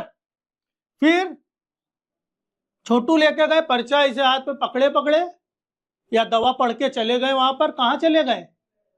रैक्स लगी हुई है, उनमें दवाइयां लगी हुई हैं, है ना। कहाँ गए? अमाइनो एसाइल पूल में दवाइयों का रैक, दवा रैक लिखे दे रहे कुछ, दवाइयों के रैक्स में चले गए, वहां से दवाइयां लेके आए, दवा को पैक कर दिया, क्या बना दिया? पॉलीपेप्टाइड बना दिया, या हम बोल सकते थे इसको क्या? प्रोटीन बना दिया। प्रोटीन क्या है? प्रोटीन है एक तरह की पैक्ड मैनर में क्या? दवा। बोलो, बात समझ आ रही कि नहीं आ रही है? ये कहानी चल रही है। यहाँ पे टीआरएनए कर क्या रहा है? यहाँ पे टीआरएनए क्या कर रहा है? मैं जो पर्चा लेके गया हूं, ठीक है, मैं जो पर्चा लेके गया हूं उसके और अमाइनो एसिड के बीच में एडाप्टेशन का काम कर रहा है। वो खाली जाके दवा लाके दे दे रहा है बस, और उसका कोई काम नहीं है। वो मेडिकल स्टोर और प्रिस्क्रिप्शन के बीच में एडाप्टेशन का काम करा रहा है बस। तो अब जरा इन आरएनए के बारे में पढ़ लेते हैं। बोला है एमआरएनए प्रोवाइड टेम्पलेट, एमआरएनए बतलाता है कि कौन सी अमाइनो एसिड बननी है, कौन कौन सी अमाइनो एसिड बननी है। टीआरएनए एक एडाप्टर की तरह काम करता है जो अमाइनो एसिड को लेके आता है और जेनेटिक कोड को पढ़ता है। एमआरएनए पे पढ़े हुए कोड को पढ़ के अमाइनो एसिड लेके चला आता है। छोटू वाला याद करो, पर्चे पे दवा को पढ़ के दवा ला के दे देता है कि भैया ये दवा है, इसको पैक कराओ। ये सारी कहानी चल रही है मेडिकल स्टोर वाले मैनेजर साहब के काउंटर पे। मैनेजर साहब का काउंटर मतलब राइबोसोम, ठीक है। आरएनए क्या है, play structural and catalytic role. Manager साहब पैकिंग भी कर रहे हैं, छोटू पैकिंग नहीं कर रहा, छोटू दवा दे रहा, मैनेजर साहब पैसा ले रहे हैं और पैकिंग करके दे रहे हैं। ये पैकिंग करने का काम मतलब क्या है, पैकिंग का मतलब है अमाइनो एसिड्स और अमाइनो एसिड्स और अमाइनो एसिड्स के बीच में बॉन्ड बनाना है। कौन सा बॉन्ड, पेप्टाइड बॉन्ड। ये पेप्टाइड बॉन्ड बनाने का काम भी कहाँ पे हो रहा है, वही काउंटर पे जो मैनेजर साहब। ये कहानी याद रखो, एक मन में सोचो, हम डॉक्टर को गए दिखाने, एक पूरी कहानी बना लो, जीवन भर नहीं भूलोगे, जीवन भर नहीं भूलोगे। है अभी पूछ लिया जाए, कटप्पा ने बाहुबली को तलवार पेट पे मारा था कि पीठ पे? बनो मत, करिए में नहीं बता, पेट पे, पीठ पे। देखो इनके दिमाग में इम्प्रिंट हो चुकी है, इसको इम्प्रिंटिंग बोलते हैं, इम्प्रिंटिंग मेमोरी। ये भी एक पार्ट है, बहुत बड़े हो जाओगे तब बायोलॉजी में पढ़ोगे, ठीक है। इसको इम्प्रिंटिंग बोलते हैं। इम्प्रिंटिंग हो गई है, ऐसे इम्प्रिंट कर लो एक पूरा केस, ठीक हो जाएगा। एक और चीज की रिक्वायरमेंट है, DNA dependent RNA polymerase. Prokaryote में एक ही तरह का है, यूकैरियोट में 3 तरह के, 1 2 3, ठीक। प्रोकैरियोट में एक ही तरीके का है और यूकैरियोट में 3 तरीके के हैं। यूकैरियोट की अगर हम लोग बात करते हैं तो आरएनए पॉलीमरेज जो फर्स्ट है वो आरएनए बनाता है। कौन सा आरएनए, आर, ठीक है। क्या हुआ लड़की, तुम रो रही हो, हैं? रो मत, आरएमटी, ठीक है, रोना मना है, आरएमटी बस। आर मतलब आरएनए, फर्स्ट वाला आरएनए सिंथेसाइज कराता है। सेकंड वाला, सेकंड कहाँ गए भाई, एमआरएनए सिंथेसाइज कराता है। और थर्ड वाला टीआरएनए, ये मेन है। आरएनए, अब इसमें कुछ और मेन में कुछ कुछ चीजें, अब ये दोनों परेशान है, रो कौन रहा था, ये रोने वाला बात किसको बोला इसने, है ना। एक 28S, एक 18S और एक 5.8S, ये तीनों आरएनए जो होता है वो फर्स्ट कराता है। तो सर याद क्या रखना था, शायद ये रखना था कि 5S आरएनए जो होता है वो थर्ड कराता है। 4 तरह के आरएनए थे, उसमें 5 वाला जो है वो थर्ड करा रहा है। बोला बात समझ आ रही कि नहीं आ रही है, ये पॉइंट याद, रो मत तो जीवन भर याद रहेगा। है हमने बीच क्लास में बोल दिया, रो मत, रो मत, आरएमटी, रो मत, है ना। सेकंड वाला आरएमटी, अच्छा इसको एमआरएनए, अभी हमने बोला एमआरएनए जब बनता है यूकैरियोट में तो मोनोसिस्टोनिक होता है, स्प्लिटेड होता है, तो उसको हम लोग प्री एमआरएनए भी बोल सकते हैं। क्या बोल सकते हैं उसको, हम लोग एचएनआरएनए या हेट्रोजीनस आरएनए भी बोलते हैं। अभी बोला था हेट्रोजीनस न्यूक्लियर आरएनए, पीछे बोला था, सब एमआरएनए ही है, यही पार्ट है। अभी किसी से पूछो एचएनआरएनए कौन बनाता है, भाई एचएनआरएनए और इमेच्योर एमआरएनए एक ही चीज है। एचएनआरएनए और इमेच्योर एमआरएनए एक ही बात है। प्री एमआरएनए का मतलब अभी उसमें स्प्लाइसिंग नहीं हुई है, इसलिए उसको प्री एमआरएनए बोला, बात सब एक ही है, एचएनआरएनए, ठीक है। तो 3 तरह के आरएनए पॉलीमरेज होते हैं, फर्स्ट, सेकंड और थर्ड। बोलो बच्चों बात समझ आ रही कि नहीं आ रही, फर्स्ट, सेकंड, थर्ड, ठीक है। प्रोकैरियोट के केस में अगर हम लोग बात करते हैं तो यहाँ पर एक ही तरह का आरएनए होता है, आरएनए पॉलीमरेज होता है, एक ही तरह का आरएनए पॉलीमरेज होता है। आरएनए तो कई तरह के होते हैं यहाँ पर भी, लेकिन वो अकेले ही सारे सबको सिंथेसाइज करा देता है, ठीक है। बात ये समझना है कि यहाँ पर जो आरएनए पॉलीमरेज होता है उसकी कितनी यूनिट होती है, हालांकि ये एनसीईआरटी में नहीं है बट बताना बहुत ही जरूरी हो गया है। 2 अल्फा, 1 बीटा एक बीटा डैश, एक ओमेगा, और इसके अलावा एक सिग्मा यूनिट। सिग्मा अच्छा नहीं बना, बस यही ठीक है। ये मैंने अलग करा सर, उसको अलग कर दिया आपने, वो अलग है। ये जो पार्ट है इसको बोलेंगे कोर है। ये क्या है? ये कोर। कोर क्या पता चला कि प्रोकैरियोट में आरएनए पॉलीमरेज एक टाइप का होता है जिसमें 6 यूनिट होती हैं, 5 यूनिट मिल करके कोर बनाती हैं। उन 5 में 2 अल्फा होती है, एक बीटा डैश, एक ओमेगा। बस याद रखना, भूल जाओ कोई बात नहीं, कोई दिक्कत नहीं है, तुरंत भूल जाओ कोई दिक्कत नहीं। ये याद रखना कि सिग्मा भी इसका पार्ट होता है। तो सिग्मा अलग क्यों किया गया? क्योंकि सिग्मा अलग हो जाता है, काम को शुरुआत कराएगा फिर अलग हो जाएगा, प्रोसेस को शुरुआत करा के बस अलग हो जाएगा। ये वो इंसान है जो रोड पार करा के कहते जाओ भैया चले जाओ किनारे किनारे, ये वो है सिग्मा, और कुछ नहीं। बोलो बात समझ आ रही कि नहीं आ रही है? मेन काम इन्हीं करना है, पढ़ना इन्हीं को था, इनको बस रोड पार करा दे, कहीं जाओ कैसे जाना हो। बात समझ आ रही कि नहीं आ रही? तो ये इतना कोर, बस इतना याद रखना कि कोर होता है। ये भूल जाओ तो भूल जाओ, कोई दिक्कत नहीं है। लिखा हुआ डीएनए डिपेंडेंट आरएनए पॉलीमरेज। अब ये करता क्या है? अब हम लोग पढ़ने जा रहे हैं, क्या पढ़ने जा रहे हैं कि आरएनए पॉलीमरेज कैसे काम करेगा, और पढ़ने जा रहे हैं प्रोकैरियोट के केस में। यूकैरियोट के केस में आपके कोर्स में नहीं है। यूकैरियोट में कैसे काम होता है वो आपके कोर्स में है नहीं, प्रोकैरियोट में कैसे काम होगा वो देखना होगा। क्या हुआ, जाना है क्या? चलिए बोला जा रहा, ध्यान से देखना, यहां तक कि सारी बात समझ में आ गई। डीएनए डिपेंडेंट आरएनए पॉलीमरेज करता क्या है? प्रोमोटर को रिकॉग्नाइज करता है, पहचानता है कि भाई यही टाटा बॉक्स है, यही टाटा 80, या एक और बॉक्स होता है टीटी गाका। ये सब याद करके कोई मतलब नहीं है, बस ये याद रख। मैं इन सब चीजों में बताना ये चाह रहा हूं कि कुछ स्पेसिफिक सीक्वेंस होते हैं जहां पे आरएनए पॉलीमरेज आके बाइंड करता है, और उस स्पेसिफिक सीक्वेंस को प्रोमोटर सीक्वेंस कहते हैं।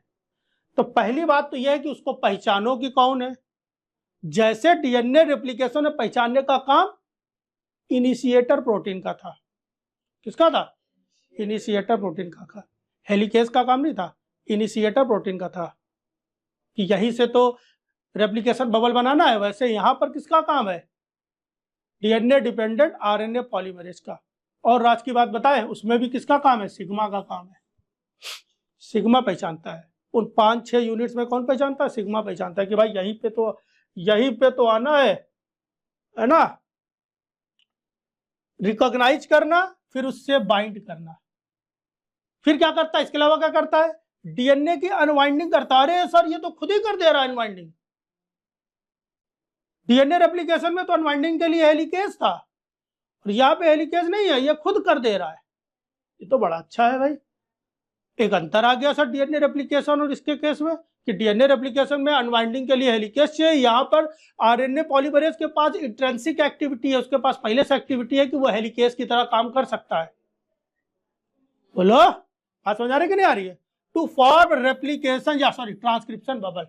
जैसे वहां पे रेप्लिकेशन बबल बनता था, रेप्लिकेशन फॉर्क बनता था, यहाँ पे ट्रांसक्रिप्शन फॉर्क बन रहा है, ट्रांसक्रिप्शन बबल बनेगा। ठीक। Initiation of RNA synthesis. RNA synthesis की शुरुआत भी कराता है ये, मतलब डिनोवो कर देता है इसको, बाहर से कुछ नहीं चाहिए है। कल पढ़ा था ना इस बात को। मतलब आरएनए पॉलीमरेज शुरू ही खुद कर देता है, डीएनए पॉलीमरेज नहीं कर पा, उसको शुरुआत कराने के लिए आरएनए पॉलीमरेज चाहिए होता, प्राइमर चाहिए होता था। लो बात समझ आ रही कि नहीं आ रही है? ठीक है। Elongation of the RNA chain, जो आरएनए बना उसको लगातार उसमें नए नए न्यूक्लियोटाइड को जोड़ते रहने का काम भी करेगा ये। बोलो भैया लोग बात समझ में आ रही कि नहीं आ रही है? ठीक है। Elongation of the RNA chain, और लास्ट में आके टर्मिनेट करना, रोकना, सब काम कर रहा है।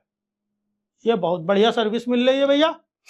पहले तो पहचानेगा कहाँ से शुरू करना है, फिर उस एरिया को उस जगह पे जो हाइड्रोजन बॉन्ड है डीएनए डबल हेलिक्स, उसको तोड़ करके ट्रांसक्रिप्शन बबल भी बना देगा, प्रोसेस को शुरू भी करा देगा, आगे की ओर इलांगेट भी करा देगा और टर्मिनेट भी करा देगा, इतना काम करवाएगा। तो ये सारे काम कर सकता है कौन? DNA dependent RNA polymerase. बोलो भाई, बात समझ में आ रही है? चलिए, बात आ रही है समझ में। अब हम लोग एक एक चीज समझते हैं कि इसका काम क्या, कैसे प्रोसेस होगी। हमने बताया कि शुरू होना है और खत्म होना है, ये बात तो समझ में आ रही है। उसमें सिग्मा का काम क्या है सर, थोड़ा ये भी समझा दीजिए। बोला जा रहा सिग्मा को हम लोग इनिशिएशन फैक्टर बोलते हैं। अभी मैंने पहले ही बता दिया कि शुरू कराने का काम आरएनए पॉलीमरेज में पाए जाने वाली सिग्मा यूनिट का काम है। 6 यूनिट से मिलकर बना है, 5 यूनिट कोर बनाती है और 1 यूनिट सिग्मा है। स्पेशल है बड़ा एंड टेम्परेरी है। स्पेशल है, बड़ा स्पेशल, क्योंकि शुरुआत करा रहा है भाई, शुरू करने वाला स्पेशल होता है। समझ रहे हो? लड़ाई में पहला हाथ, पहला कंटाप कौन मारा, वही मेन याद रखते कि पहले तो हम ही मारे थे, मारवार के किनारे। बाद में कई लोग आए, मारे, चले गए, वो अलग चीज है। शुरुआत वाला स्पेशल टेम्परेरी है। टेम्परेरी मतलब प्रोसेस को शुरू कराता है फिर हट जाता है, खाली शुरू करा देता है, पहला हाथ मार के अपना चला गया, फिर अपना मारपीट हो रही होती रहती है। बोलो, आज समझ आ रही कि नहीं आ रही? Of the prokaryotic DNA dependent RNA polymerase but not for its core. मैंने पहले बताया कोर का पार्ट नहीं है। इंपॉर्टेंट पार्ट तो है डीएनए डिपेंडेंट आरएनए पॉलीमरेज का, लेकिन ये इसका कोर नहीं बनाता, नहीं बनाता है, कोर का पार्ट नहीं है। अरे वाह, ये तो बड़ी बात, बढ़िया बात लिखी। जीन स्पेसिफिक है, अलग अलग जीन के लिए अलग अलग तरह के सिग्मा होते हैं। अलग अलग जीन्स का अलग अलग सिग्मा यूनिट रहता है, ठीक? तो अलग अलग जीन के लिए अलग अलग तरह के सिग्मा हो सकते हैं। रिकॉग्नाइज, ये प्रमोटर को पहचानेगा कि यही वो जगह है जहां से ट्रांसक्रिप्शन स्टार्ट करना है, तो ये पहचान लेता है। प्रिवेंट नॉन स्पेसिफिक बाइंडिंग, मतलब ये पहचान लेता है, मतलब ये वो इंसान है, ये वो जोमेटो वाला है जो घर पहचान लेता है आपका तुरंत। कोई दूसरी जगह जाके दरवाजा खटखट रहा है, घर नहीं दिए दे रहा कि लो पिज्जा मंगाई थी क्या, नहीं, ये पहचानता है, ये स्पेसिफिक साइट। और अगर ये ना हो तो क्या होगा सर? ये प्रोसेस को इनिशिएट कराता है, ये आरएन प्रोमोटर को पहचानता है, वहां पे स्पेसिफिक बाइंडिंग कराता है। अगर ये ना हो तो क्या होगा सोचो? सब होगा, सब होगा, लेकिन नॉन स्पेसिफिक होगा। वो कहीं से भी स्टार्ट हो जाएगा और दोनों स्टैंड पे स्टार्ट हो जाएगा। समझ पा रहे हो? अगर ये ना हो, ओनली इनिशिएट ट्रांसक्रिप्शन, केवल ट्रांसक्रिप्शन स्टार्ट कराता, आगे इसका कोई काम नहीं है। अगर ये ना हो तो ट्रांसक्रिप्शन होगा लेकिन रैंडम होगा। कैसा होगा? कहाँ होगा? दोनों स्टैंड पे होगा। सिग्मा का ये काम है, बड़ा सिग्मा टाइप का आदमी है। सिग्मा का क्या है? पहला शुरुआत ही यही करवाता है, प्रमोटर को पहचानता भी यही है, ठीक है? अगर ये नहीं होगा तो ऐसा नहीं है कि काम नहीं होगा, काम होगा, लेकिन सब गलत सलत होगा, है ना? डीएनए को मेल्ट कराने में भी काम करता है।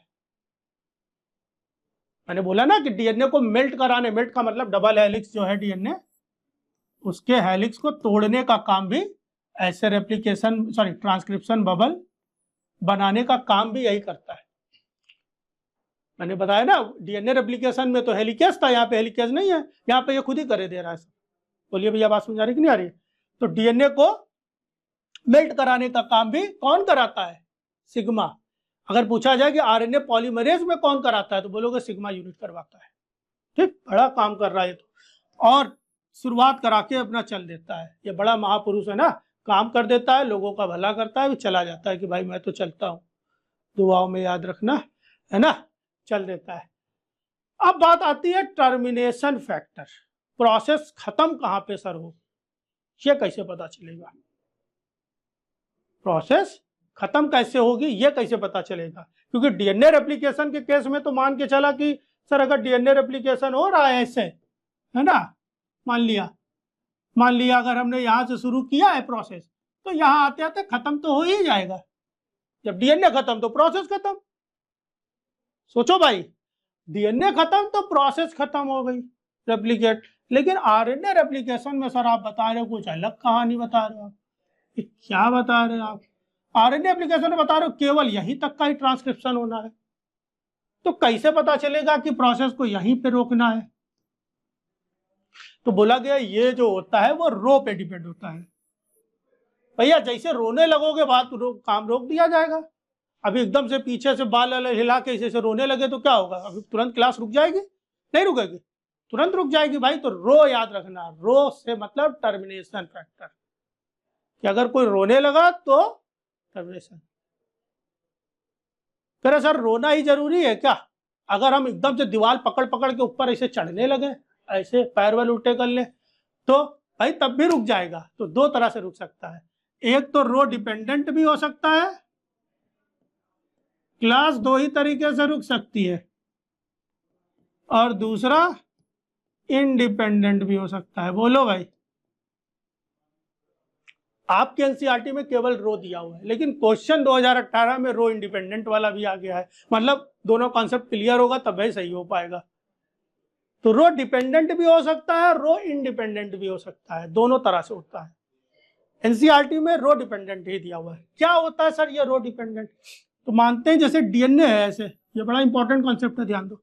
मान लेते हैं डीएनए है, ठीक है, और इससे एमआरएनए बन रहा है या आरएनए बन रहा है ऐसे। तो डीएनए में कुछ स्पेसिफिक सीक्वेंस ऐसे आते हैं, ठीक, कुछ स्पेसिफिक सीक्वेंस आ जाते हैं। मान लिया यहाँ पे ट्रांसक्रिप्शन चल रहा था, डीएनए से एमआरएनए बन रहा था, बनता चला जा रहा था। बनते बनते कुछ ऐसे सीक्वेंसेस आ गए, मान लेते कुछ भी, मान लिया आ गया सी सी जी जी जी सी सी सी जी जी सी सी सी कुछ भी, या ए जी जी ए टी टी कुछ भी आया, लगभग 100 न्यूक्लियोटाइड के आसपास का। कि उस सीक्वेंस, ये सीक्वेंस क्या है? देखो हर चीज केमिस्ट्री है, बायोलॉजी पढ़ते समय केमिस्ट्री दिमाग में रखना। ये सीक्वेंस क्या है? केमिकल है, और ये कुछ स्पेसिफिक केमिकल का एक ऐसा अरेंजमेंट बना कि इसको देख करके एक प्रोटीन अट्रैक्ट होती है, जिसको बोलते हैं रो प्रोटीन या रो फैक्टर। क्या बोलते हैं? रो प्रोटीन बोल सकते हो या रो फैक्टर बोल सकते हो। वो इसको देख करके अट्रैक्ट हो जाती है, ध्यान दो, इसको देख करके ये अट्रैक्ट हो जाती है। किसको देख करके? इसको। ये क्या है? ये वो साइट है, वो साइट है, ये वो साइट है जहां पे रो आकर के बाइंड कर जाती है। इस साइट को रो यूटिलाइज कर लेती है, इस साइट को रो क्या कर लेती है? यूटिलाइज। क्या बोलेंगे? रो यूटिलाइजेशन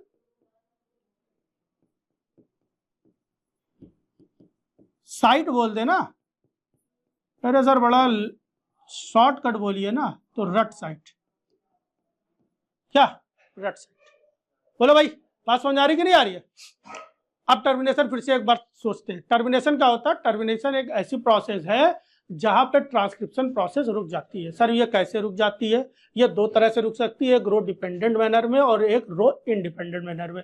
इंडिपेंडेंट आपके कोर्स में है नहीं, मैं जबरदस्ती इस चीज को खींचूंगा भी नहीं, ठीक है। डिपेंडेंट मैनर में क्या होता है कि जब डीएनए से आरएनए बनता है तो आरएनए पे कुछ ऐसे सीक्वेंस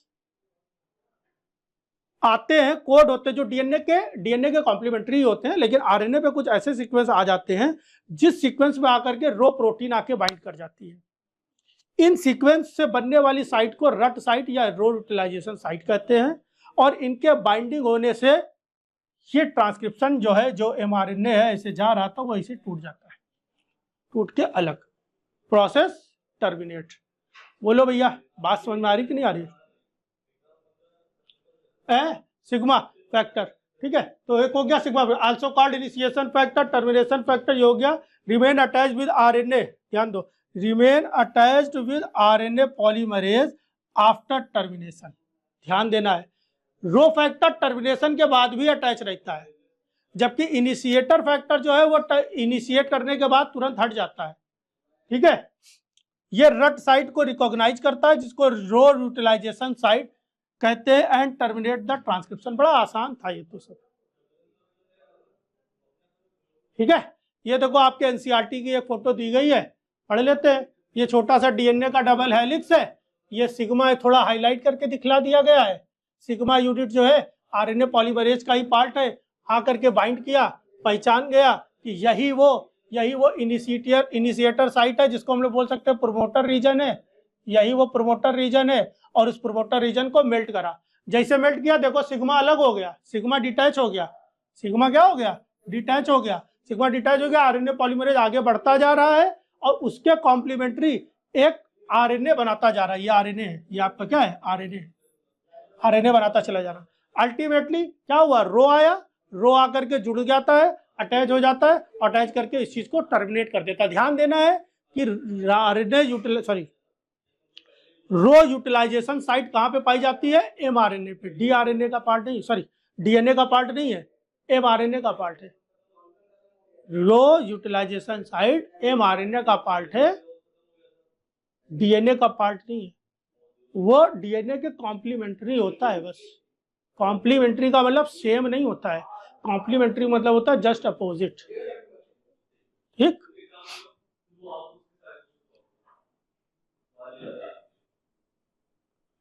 ठीक है, यहां तक के पढ़ के देख लो।